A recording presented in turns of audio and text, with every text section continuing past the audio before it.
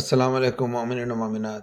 سورہ واقعہ کی تفسیر جاری ہے۔ آج انشاءاللہ ہم اس تفسیر کا 14واں حصہ آپ کی خدمت میں پیش کرتے ہیں۔ آج آیات نمبر 80، 81 اور 82 کی تلاوت ہوگی۔ ان آیات کا ترجمہ اور تفسیر نمونہ سے ان آیات کی تفسیر پیش کی جائے گی۔ اعوذ باللہ من الشیطان الرجیم، بسم اللہ الرحمن الرحیم۔ تنزیل من رب العالمین، افبہذا الحدیث انتم مدہنون وتجعلون رزقکم انکم تکذبون۔ ترجمہ: تنزیل من رب العالمین، یہ ایسی چیز ہے جو پروردگار عالمین کی طرف سے نازل ہوئی ہے۔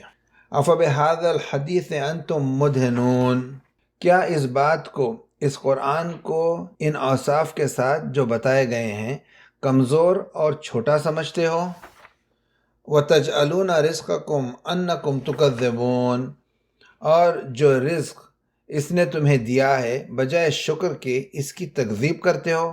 ان آیت کی تفسیر: پروردگار عالم قرآن مجید کی چوتھی اور آخری توصیف کے سلسلے میں فرماتا ہے، یہ قرآن عالمین کے پروردگار کی طرف سے نازل ہوا ہے۔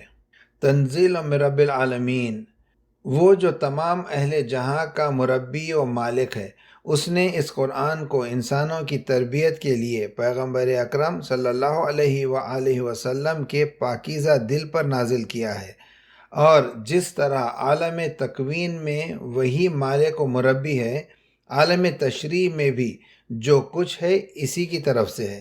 اس کے بعد مزید فرماتا ہے، کیا اس قرآن کو ان اوصاف کے ساتھ جو بتائے گئے ہیں کمزور اور چھوٹا شمار کرتے ہو؟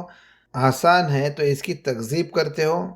افبہذا الحدیث انتم مدہنون، جبکہ اس سے صدق و حقانیت کی نشانیاں اچھی طرح واضح ہوتی ہیں، تو چاہیے کہ تم کلام خدا کو انتہائی کاوش کے ساتھ قبول کرو اور ایک حقیقت واقعی سمجھ کر اس کے سامنے جاؤ۔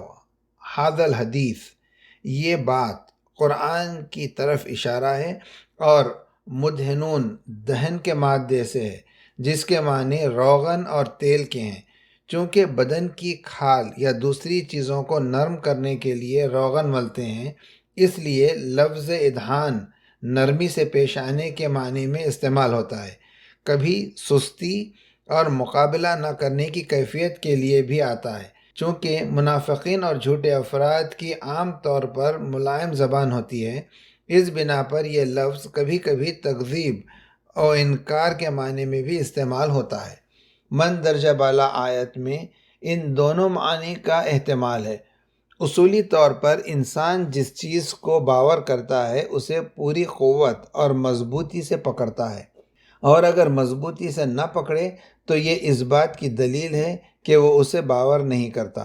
زیر بحث آیات میں سے آخری آیت میں فرماتا ہے، تم بجائے اس کے کہ خدا کی دی ہوئی نعمتوں، خصوصاً قرآن جیسی عظیم نعمت کا شکر ادا کرو، تم اس کی تکذیب کرتے ہو۔ وَتَجْعَلُونَ رِزْقَكُمْ أَنَّكُمْ تُكَذِّبُونَ، بعض مفسرین نے کہا ہے کہ قرآن میں سے تمہارا حصہ صرف یہ ہے کہ تم اس کی تکذیب کرتے رہو، یا تم نے تکذیب کو اپنا ذریعہ معاش قرار دے لیا ہے۔ لیکن آخری دو تفسیروں میں سے پہلی تفسیر گزشتہ آیات کے ساتھ زیادہ مناسبت رکھتی ہے، اور اس شان نزول کے ساتھ بھی زیادہ ہم آہنگ ہے جو اس آیت کے لیے بیان ہوئی ہے، کیونکہ بہت سے مفسرین نے ابن عباس سے نقل کیا ہے کہ وہ ایک سفر میں پیغمبر اسلام صلی اللہ علیہ وآلہ وسلم کے ہمراہ تھے کہ انہیں شدید پیاس لگی۔ پیغمبر اکرم نے دعا فرمائی، نتیجتاً بارش کا نزول ہوا اور سب سیراب ہو گئے۔ اسی دوران میں پیغمبر اسلام نے سنا کہ ایک شخص کہہ رہا ہے کہ فلاں ستارے کے طلوع کی وجہ سے بارش ہوئی۔ عرب زمانے جاہلیت میں انواع کا عقیدہ رکھتے تھے، اس سے ان کی مراد ایسے ستارے تھے جو مختلف فصلوں میں آسمان پر ظاہر ہوتے تھے۔ ان کا عقیدہ تھا کہ ان میں سے ہر ستارے کے ظہور کے ساتھ بارش ہوتی ہے، اس لیے کہ وہ کہتے تھے یہ بارش فلاں ستارے کے طلوع کی برکت کی وجہ سے ہے، اور یہ بھی شرک و بت پرستی و ستارہ پرستی کا ایک ادنا مظاہرہ ہے۔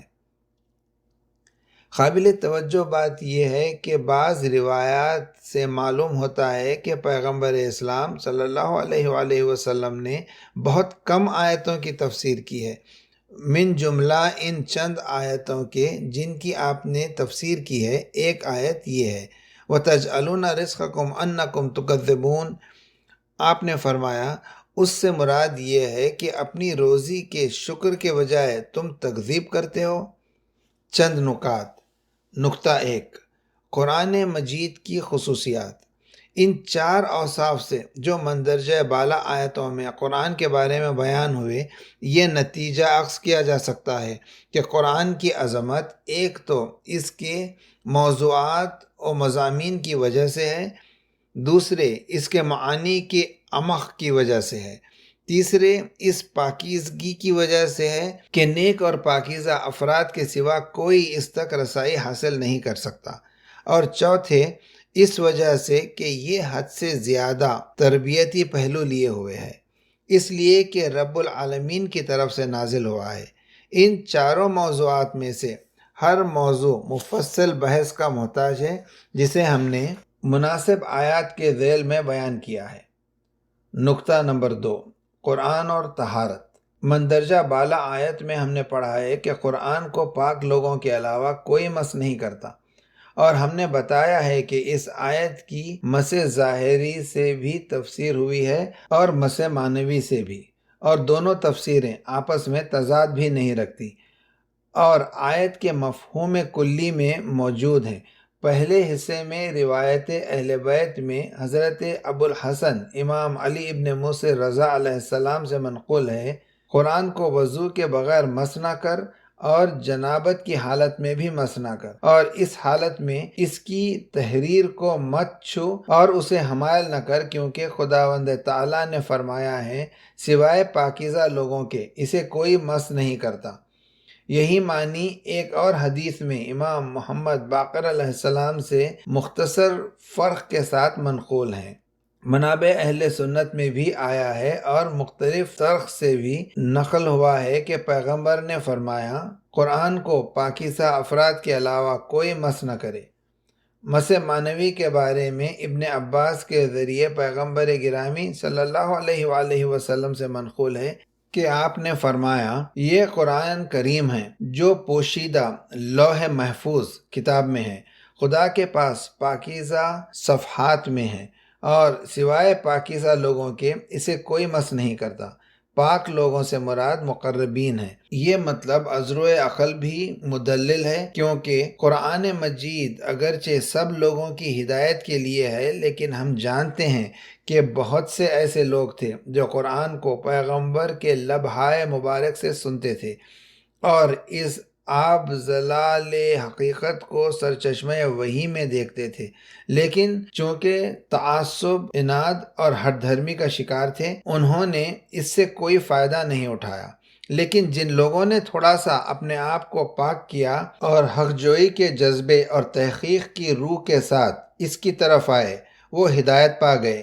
اس بنا پر جس شخص میں جس قدر انسانی پاکیزگی زیادہ ہوگی اور تقوی زیادہ ہوگا، وہ قرآن مجید سے زیادہ عمیق مفاہیم حاصل کر سکے گا۔ لہذا یہ آیت اس طرح جسمانی اور روحانی دونوں جہتوں سے منطبق ہوتی ہے۔ پیغمبر کہتے ہیں بغیر کہے یہ امر واضح ہے کہ ذات پیغمبر صلی اللہ علیہ وآلہ وسلم اور ائمہ معصومین علیہم السلام اور ملائکۃ المقربین اس کے زیادہ واضح مصداق ہیں، اور وہ حقائق قرآن کا سب سے بہتر ادراک کرتے ہیں۔ صدق اللہ العلی العظیم۔ انشاءاللہ باقی کل۔